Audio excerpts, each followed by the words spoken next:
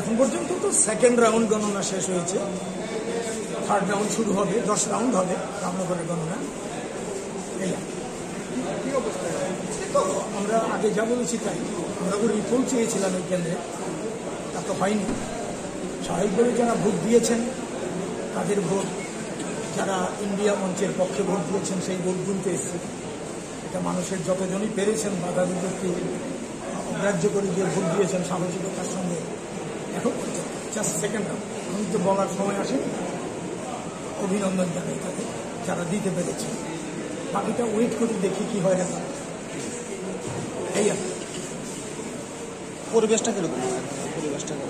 এখন পর্যন্ত শুরু হয়েছে, এখনই আমরা কিছু বলছি না, একটু পরে কথা বলবো। পশ্চিমাঞ্চলে কংগ্রেসের আশিসা করেছে এখানে ভোট কেন্দ্রের ভিত্তিতে তারা যেটা আমাদের যে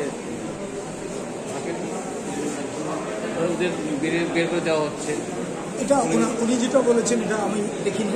এখানে আমি তো রামনগর কেন্দ্রের প্রথম দিকে উত্তেজনা করেছি, আমাদের 2-4 জনকে বলা হয়েছিল, তারপরে আমরা তাদের সঙ্গে কথা বলেছি, আর ওকে জানিয়েছি, সিকিউরিটি পার্সোনালদের জানিয়েছি। এখন পরিস্থিতি নিয়ন্ত্রণে এই মুহূর্তে আছে।